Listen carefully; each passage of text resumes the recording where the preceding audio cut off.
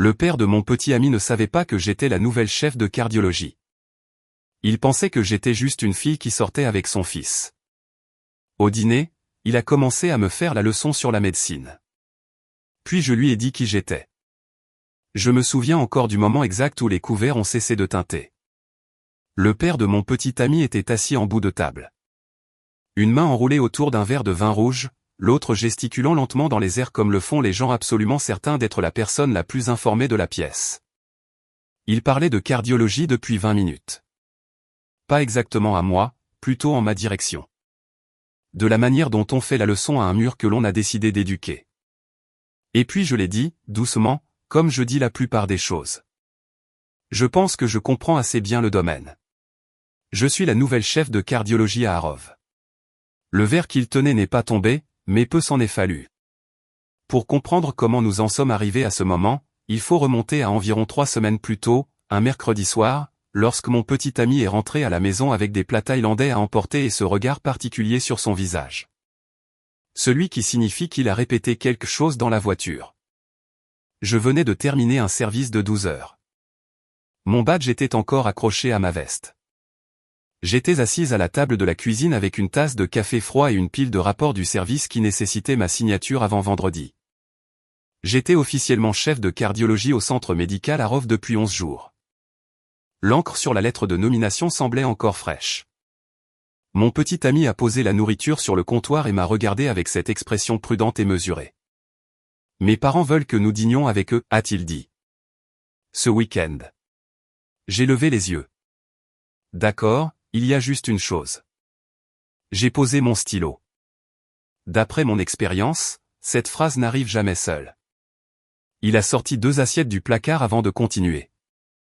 Mon père, a-t-il dit lentement. Il ne sait pas ce que tu fais. J'ai attendu. Il s'est retourné. Je veux dire, il sait que tu es médecin, mais il ne connaît pas ton poste, ton titre. Je l'ai observé. Qu'est-ce qu'il pense que je suis, exactement? Mon petit ami a eu la décence de paraître vraiment mal à l'aise. Une interne. Je l'ai fixé pendant un long moment. Tu as dit à ton père que je suis une interne. Je lui ai dit que tu étais encore dans tes années de formation. Il s'est assis en face de moi. Ce qui était vrai. Il y a 2 ans.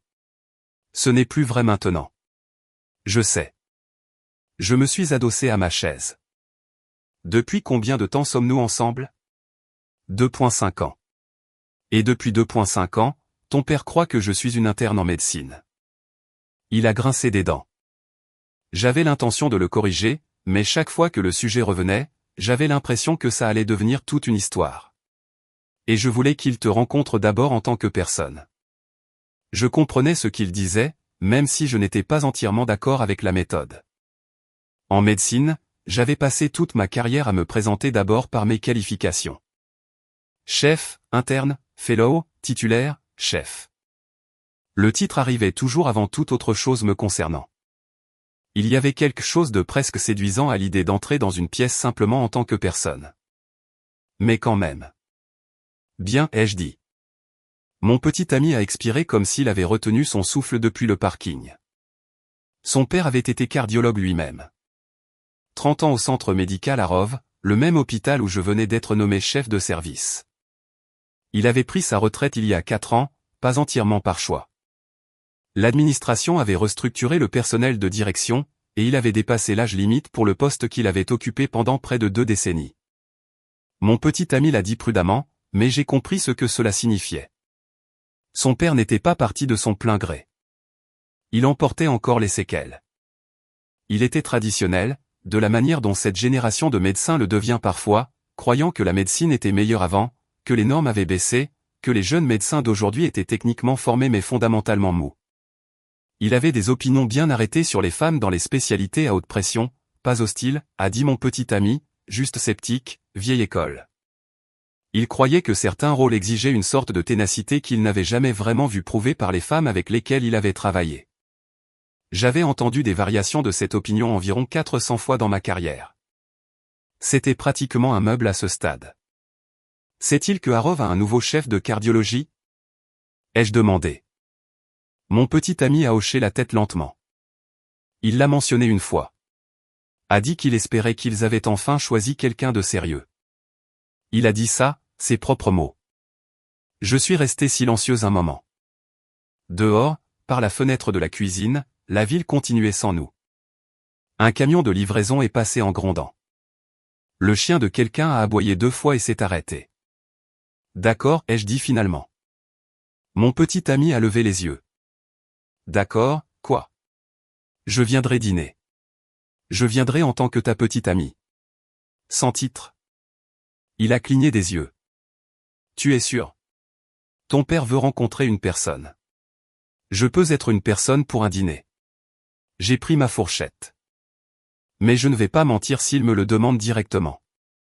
Mon petit ami a immédiatement hoché la tête. Bien sûr que non. Je ne demanderai pas ça. Il a fait une pause. Il ne parlera probablement même pas beaucoup de travail. J'ai souri un peu. Aucun de nous n'y croyait. Ses parents vivaient à environ 40 minutes au nord de la ville, dans une de ces vieilles banlieues où les maisons sont grandes et bien entretenues et les allées bordées de chênes qui sont là depuis plus longtemps que quiconque vivant dans la rue. Nous y sommes allés un samedi après-midi, fin octobre, les arbres commençant à peine à laisser tomber leurs feuilles, comme le font les arbres de la Nouvelle-Angleterre, à contre-cœur et tous en même temps. Mon petit ami est resté silencieux pendant la majeure partie du trajet. J'ai regardé l'autoroute laisser place à des routes plus petites, puis à des rues résidentielles sinueuses. Il va te poser des questions, a dit mon petit ami à environ 10 minutes de l'arrivée. Ce n'est pas grave. Il pose beaucoup de questions. Ce n'est pas personnel. Je sais. Il a jeté un coup d'œil. Tu n'es vraiment pas nerveuse. J'ai présenté des recherches devant une salle pleine de chefs de service qui n'avaient pas dormi depuis 3 jours et cherchaient quelque chose à critiquer, ai-je dit. Je pense que je peux gérer un déjeuner. Il a souri à cela, et une partie de la tension a quitté ses épaules. La maison de ses parents était une maison de style colonial avec des volets vert foncé et une pelouse avant soigneusement ratissée. Il y avait des mangeoires à oiseaux suspendus à l'érable près du porche, 3 d'entre elles soigneusement entretenues. Je les ai remarquées parce que des détails comme ça vous disent quelque chose sur une personne. Quelqu'un s'occupait de ces mangeoires depuis longtemps. La porte d'entrée s'est ouverte avant que nous n'atteignions les marches du porche. Le père de mon petit ami n'était pas exactement ce que j'avais imaginé et en même temps précisément ce que j'avais imaginé. Il était grand, large d'épaules, avec des cheveux blancs coupés courts, et une posture qui portait encore 30 ans d'autorité professionnelle. Il avait le regard constant et évaluateur de quelqu'un habitué à faire des évaluations rapides. Les médecins développent ce regard. Soit vous l'acquérez avec le temps, soit vous ne l'acquérez pas. Et il l'avait profondément acquis. Marcus, a-t-il dit, en serrant l'épaule de mon petit ami. Puis il m'a regardé. Et vous devez être clair. C'est bien moi, ai-je dit. C'est un plaisir de vous rencontrer. Sa poignée de main était mesurée. Ferme, mais pas démonstrative. Il me jaugeait, ce à quoi je m'attendais et que je n'ai pas pris personnellement. Derrière lui, la mère de mon petit ami est apparue avec le genre de sourire chaleureux et sincère qui rendait immédiatement toute la maison plus facile. Elle était plus petite que je ne l'imaginais, avec des yeux vifs et le calme, le sang-froid de quelqu'un qui avait passé des décennies à être la moitié la plus stable de leur foyer. Elle a étreint Marcus, puis s'est tournée vers moi et a pris brièvement mes 2 mains. Nous attendions cela avec impatience, a-t-elle dit, et je l'ai cru. La maison sentait l'ail rôti et quelque chose au romarin. Les murs du couloir étaient tapissés de photographies encadrées, de vacances en famille, de portraits de fêtes, et parmi elles, quelques-unes professionnelles, le père de mon petit ami en tenue de chirurgien. Une photo d'équipe devant ce que j'ai immédiatement reconnu comme l'ancienne aile de cardiologie de Harrov, avant la rénovation. Il a remarqué que je regardais. Harrov, a-t-il dit. 30 ans. Je connais le bâtiment, ai-je dit simplement. Il a hoché la tête une fois. Marcus dit que vous êtes dans la médecine. C'est exact. Cardiologie. Oui. Quelque chose a légèrement changé dans son expression. Un petit recalibrage. Il a semblé décider que cela me rendait légèrement plus intéressante que prévu. Bon domaine, a-t-il dit, exigeant. Il l'est. La mère de mon petit ami nous a dirigés vers la salle à manger avant que quoi que ce soit de plus ne puisse se développer dans cette direction. La table était déjà mise. Il y avait un petit plat d'olives au centre, un panier de pain, et le genre de mise de table soignée qui signifie que quelqu'un y a passé du temps. Le déjeuner a commencé assez facilement. La mère de mon petit ami m'a posé des questions sur mon trajet, sur le quartier où nous vivions, sur un voyage que nous avions fait au Portugal plus tôt cette année-là. Le père de mon petit ami a surtout écouté au début, mangeant méthodiquement, posant occasionnellement une question de clarification. Il était civil, vraiment civil, ce qui comptait. Quelles que soient ses opinions, il n'avait pas décidé d'être ouvertement impoli. Il observait. C'est environ 40 minutes plus tard, lorsque les plats principaux avaient été débarrassés et que la conversation avait naturellement dérivé vers la médecine, que les choses ont commencé à changer. Le père de mon petit ami a posé son verre de vin avec précaution. « Depuis combien de temps êtes-vous en internat » a-t-il demandé. Mon petit ami s'est raidi de manière presque imperceptible à côté de moi. « J'ai terminé mon internat il y a un moment » ai-je dit calmement. « Et mon fellowship ?» Son père a hoché la tête. Le fellowship en cardiologie est brutal. Hopkins, Mass General, Cleveland Clinic. Il a semblé approuver cela. Bon programme, rigoureux. Il a fait une pause. Alors, vous êtes titulaire maintenant? Je ne l'ai pas corrigé davantage. Pas encore. Et où pratiquez-vous? A-t-il demandé. Harrov, ai-je dit. Un bref silence. Il m'a étudié. Harrov est une institution sérieuse, a-t-il dit finalement. Un personnel compétitif. Il l'est. Il s'est légèrement penché en avant, à la manière de quelqu'un qui se prépare à partager quelque chose d'important. Vous savez, le service de cardiologie là-bas a traversé quelques difficultés après mon départ. Des lacunes en matière de direction. L'administration a fait venir quelqu'un de l'extérieur pendant un certain temps. Mais d'après ce que j'entends par des collègues, ça ne s'est jamais vraiment stabilisé. La mère de mon petit ami a regardé son verre d'eau. Mon petit ami a pris un morceau de pain et ne l'a pas mangé. La médecine d'aujourd'hui, a poursuivi le père de mon petit ami, a de réels problèmes structurels, en particulier au niveau des services. Les gens progressent pour de mauvaises raisons. Il a fait une pause. Des raisons politiques, l'image institutionnelle. J'ai gardé une expression neutre. Que voulez-vous dire par là? Il a semblé heureux qu'on lui pose la question. Il s'est adossé. Les hôpitaux aujourd'hui sont très concentrés sur l'apparence extérieure. Les initiatives de diversité, la publicité. Tout cela part de bonnes intentions. Mais le résultat est que vous voyez parfois des gens promus avant qu'ils n'aient vraiment démontré l'expérience requise. Marcus a posé son pain. La cardiologie, en particulier, a dit son père, n'est pas un domaine qui pardonne l'inexpérience. La marge d'erreur est étroite. Il m'a regardé avec ce que je pense qu'il croyait être une expression de mentorat. C'est quelque chose qu'il ne communique pas toujours clairement dans les programmes de formation maintenant. Le poids que vous portez réellement lorsque vous êtes dans ce fauteuil. Je comprends ce poids, ai-je dit doucement. Il a hoché la tête, sur le ton de quelqu'un qui suppose un accord et continue. Quand j'étais à Harrov, j'ai bâti ce service en partant d'une équipe de 12 personnes pour atteindre près de 40. J'ai construit le laboratoire de cathétérisme, le programme de cardiologie structurelle. Une petite pause, du genre qui précède quelque chose dit au profit d'un public particulier. Il faut des années de ce genre de travail pour vraiment comprendre ce que la direction d'un service exige. Pas seulement la compétence clinique. L'endurance administrative, la navigation politique, la capacité à prendre des décisions difficiles lorsque l'institution veut quelque chose de plus facile. Mon petit ami a dit doucement, « Papa. Je ne fais pas la leçon » a dit son père. Il m'a jeté un coup d'œil. J'essaie de donner un peu de contexte. La médecine est différente quand on est à l'intérieur de son infrastructure. Je suis d'accord, ai-je dit. Il a de nouveau hoché la tête. Les jeunes médecins d'aujourd'hui sont techniquement excellents. Je ne contesterai pas cela. Mais il y a un certain type de jugement qui ne vient qu'avec le temps et les conséquences. Il a maintenu mon regard fermement. La mère de mon petit ami a touché ses lèvres avec sa serviette, puis l'a posée à côté de son assiette avec le mouvement prudent de quelqu'un qui se prépare à quelque chose. Son mari a continué. Je dis cela non pas pour décourager qui que ce soit. Je le dis parce que je pense que le mentorat honnête est en fait rare maintenant et que les personnes en début de carrière bénéficient de l'entendre clairement. Il m'a regardé de nouveau avec la chaleur constante d'un homme qui croyait. sincèrement me rendre service. Le domaine récompense la patience, la longévité. Vous construisez votre crédibilité avec le temps. Il n'y a pas de raccourci pour ce genre d'autorité. La table était silencieuse. J'ai posé mes mains légèrement sur le bord de la table. Je pense que vous avez raison sur la plupart de ces points, ai-je dit. Il s'est adossé, satisfait. Le poids du poste est réel, et la compétence clinique seule n'est pas suffisante. Il faut comprendre l'institution, le personnel, les décisions qui vous suivent à la maison le soir. Il a hoché la tête. C'est quelque chose auquel j'ai beaucoup pensé depuis que j'ai pris la direction du service. Il m'a regardé. J'ai soutenu son regard.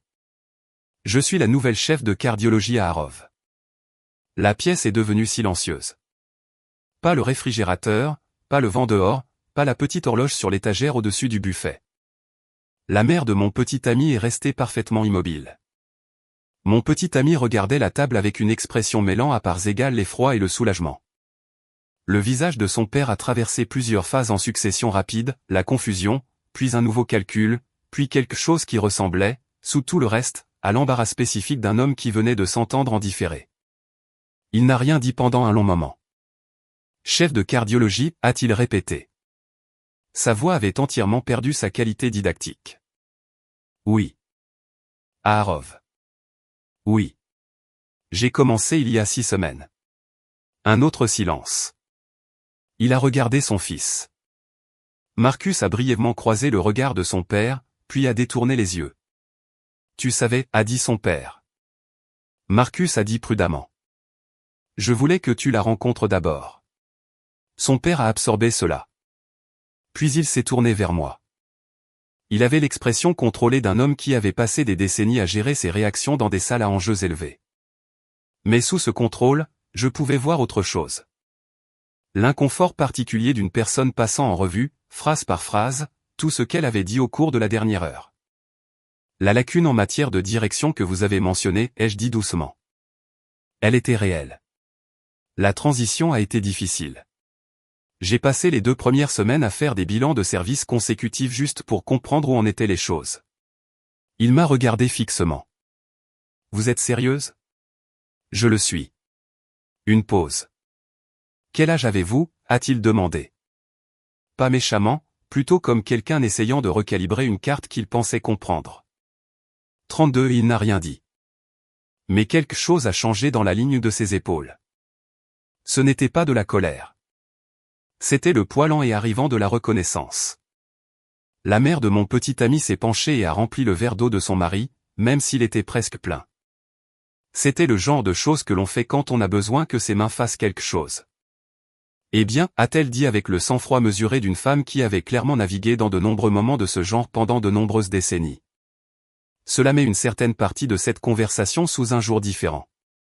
Son mari a émis un son court et sans humour. C'est une façon généreuse de le dire.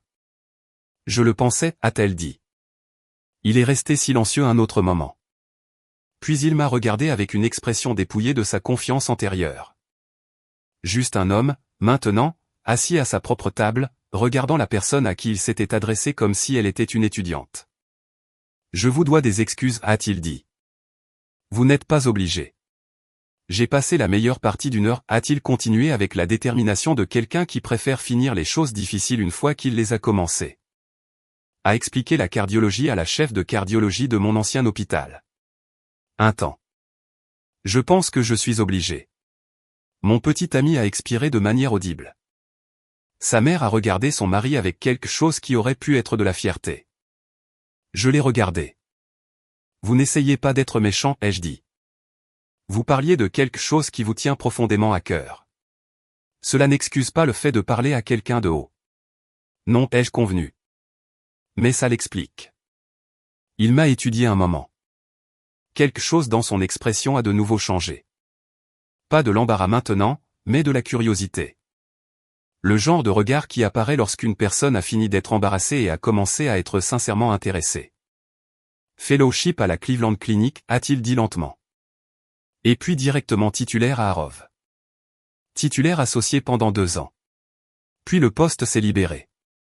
Qui était votre directeur de fellowship? Je lui ai dit. Il a hoché la tête lentement. Il connaissait le nom. Elle est rigoureuse, a-t-il dit. Elle l'est. C'est aussi la raison pour laquelle j'ai choisi ce programme. Un petit silence, mais un silence différent d'avant. Le programme de cardiologie structurelle que j'ai construit, a-t-il dit, plus prudemment maintenant. Quelle partie est encore intacte? La fondation est solide. Nous l'avons élargie l'année dernière.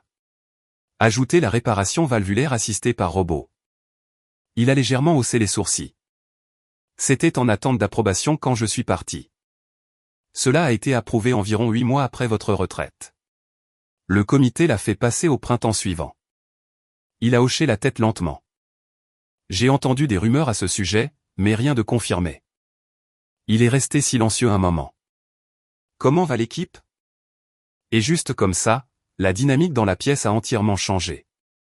Nous avons parlé du service pendant les 20 minutes suivantes.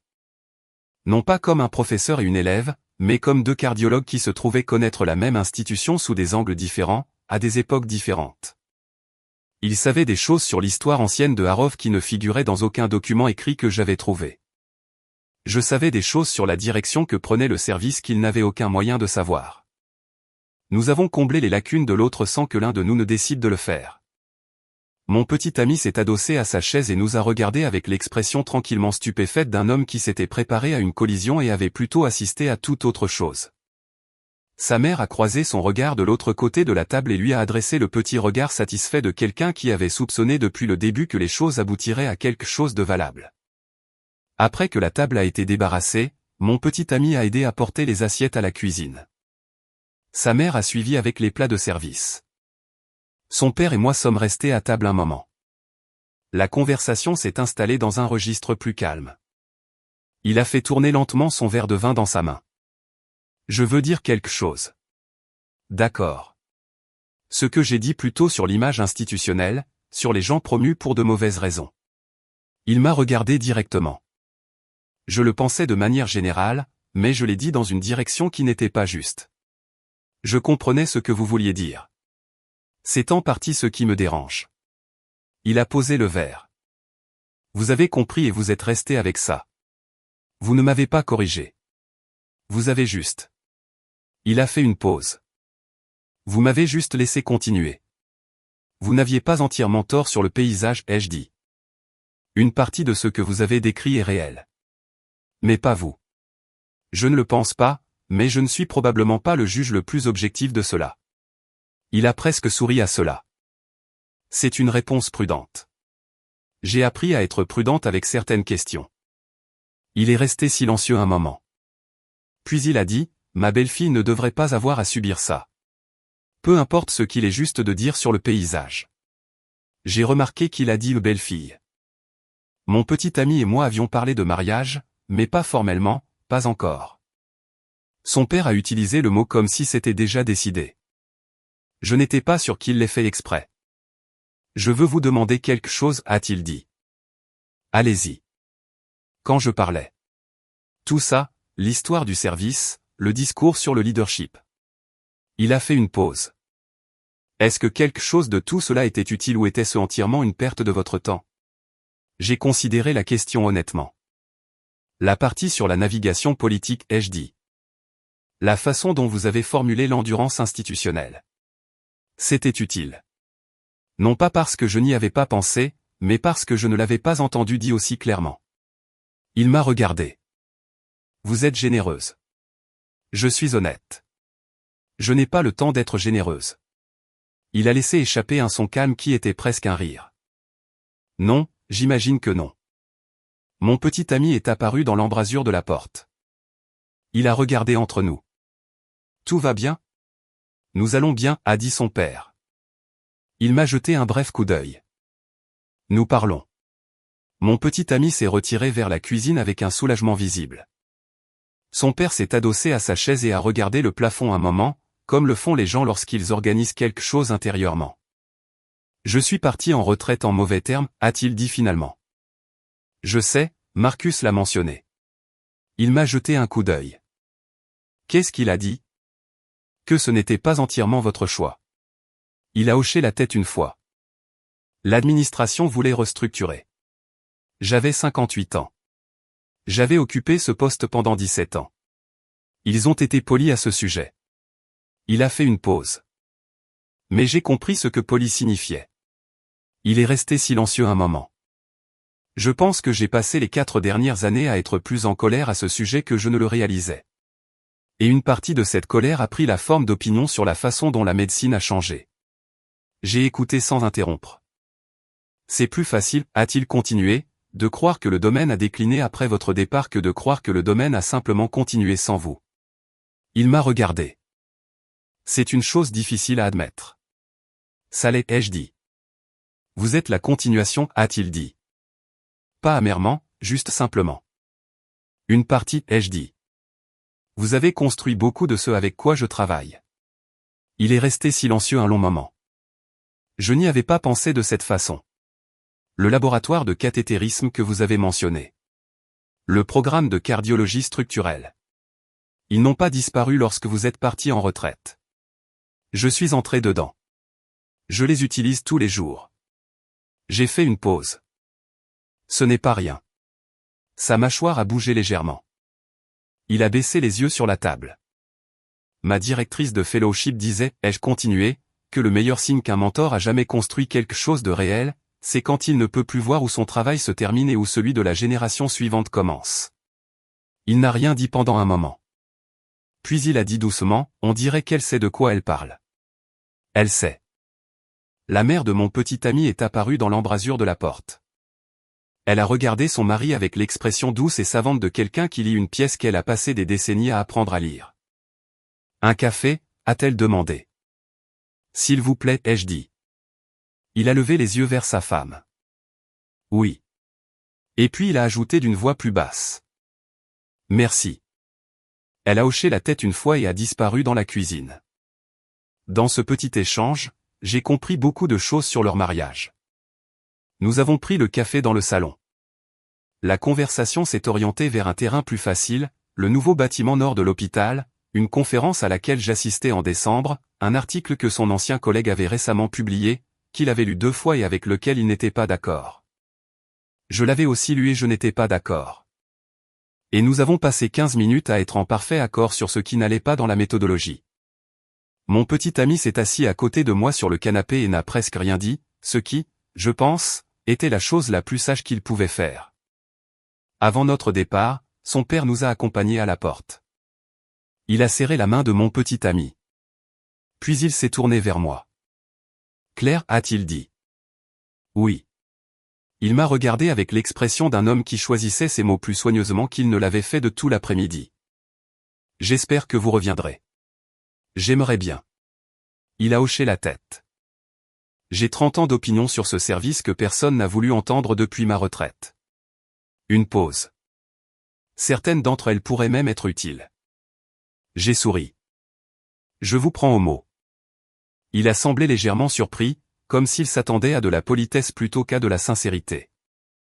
Puis il a de nouveau hoché la tête, un hochement de tête différent, plus réfléchi, plus égal. La mère de mon petit ami m'a étreinte à la porte. Elle a tenu un instant de plus que ce qu'une première rencontre exige habituellement. Revenez bientôt, a-t-elle dit, puis doucement, près de mon oreille. Merci d'avoir été patiente avec lui. J'ai serré sa main. Dans la voiture, mon petit ami n'a rien dit pendant 5 bonnes minutes. Il a conduit prudemment, les 2 mains sur le volant, regardant la route. Finalement, il a dit, « Je suis désolé. Tu n'as pas à l'être. J'aurais dû lui dire avant. Peut-être, mais je pense que la soirée s'est mieux passée ainsi. » Il a jeté un coup d'œil. Comment ça? J'ai regardé les arbres qui défilaient dans le noir. Parce qu'il n'a pas eu l'occasion de décider qui j'étais avant de me rencontrer. Il a dû réviser son opinion en temps réel. C'est plus difficile, mais ça tient mieux. Il est resté silencieux un moment. Tu n'as jamais vraiment été inquiète. J'étais un peu inquiète. De quoi? J'y ai réfléchi. Qu'il soit le genre de personne qui s'entête, qui se met sur la défensive quand il réalise qu'il a tort et qui se met à parler plus fort pour le couvrir. J'ai fait une pause. Il n'était pas comme ça. Il était embarrassé. Et puis il a été honnête à propos de son embarras. C'est plus rare que les gens ne le pensent. Mon petit ami a hoché la tête lentement. Il m'a appelé ce soir-là, tu sais, après que tu sois parti avec ton histoire d'internat et que je sois allé aux toilettes. Je me suis dit qu'il ne savait pas que j'étais retourné leur dire que tu avais fini l'internat. Il a juste. Il a dit que tu semblais inhabituellement calme pour quelqu'un en formation. Que as-tu dit? J'ai dit que c'est juste sa façon d'être. Il a souri faiblement. Je n'avais pas tort. J'ai regardé par la fenêtre la ville qui commençait à réapparaître à l'horizon. Les lumières de l'autoroute, la ligne d'horizon familière, le genre particulier de calme qui s'installe dans une voiture lorsque deux personnes n'ont plus rien à se prouver. 3 semaines plus tard, le père de mon petit ami a appelé ma ligne de bureau. Mon assistante me l'a passé avec un air légèrement perplexe, que j'ai résolu de ne pas expliquer. Il est allé droit au but, comme les chirurgiens à la retraite ont tendance à le faire. Il avait un ancien interne, talentueux, maintenant en milieu de carrière, qui se heurtait à un mur politique dans son institution actuelle et qui avait besoin des conseils de quelqu'un actuellement à l'intérieur du système. Serais-je disposé à lui parler? Comme une faveur. J'ai dit oui. Nous avons organisé l'appel pour la semaine suivante. Après avoir raccroché, je suis resté assise un moment à mon bureau. Dehors, par ma fenêtre, le campus de l'hôpital suivait son rythme ordinaire. Des équipes d'entretien. Des chariots de linge. Une famille marchant lentement vers l'entrée avec une lourdeur particulière qui signifie qu'elle se dirige vers l'étage de cardiologie. Quelqu'un dont j'étais responsable. Il y a une version de cet après-midi chez ses parents qui se termine bruyamment. Où je le corrige la première fois qu'il dit quelque chose de présomptueux, où j'annonce mon titre comme une sorte d'arme, un dispositif de mise au silence. Où la satisfaction du moment est vive, rapide et terminée. Je comprends cette impulsion. Je l'ai ressentie en formation. Je l'ai ressentie constamment. Dans chaque salle de conférence où j'ai dû présenter mes qualifications 2 fois avant qu'elles ne soient enregistrées. Chaque collègue senior qui adressait ses questions à l'homme à côté de moi. Chaque évaluation de performance qui louait mon jugement clinique puis suggérait que je travaille simultanément à être plus affirmé. Mais j'ai aussi appris avec le temps que la réponse la plus tranchante et la réponse la plus utile sont souvent 2 choses différentes. On peut mettre fin à une conversation, ou on peut la changer. La plupart du temps, seule une de ces options compte le lendemain. Ce que je voulais de ce dîner, ce n'était pas une victoire. Je voulais un beau-père. C'est toujours ce vers quoi je tends. Cela prend plus de temps qu'un après-midi. Mais l'après-midi a été un début, et parfois un début est la chose qui compte le plus. Si cette histoire vous a touché, si elle vous a rappelé que la réponse calme a souvent plus de poids que la réponse forte, que la patience est une forme de force et non une forme de reddition, partagez-la avec quelqu'un qui pourrait avoir besoin d'entendre cela aujourd'hui. Et si vous êtes intéressé par des histoires sur la vie, le travail et les petits moments où tout bascule tranquillement, j'espère que vous resterez, car ces moments sont partout si vous savez où regarder.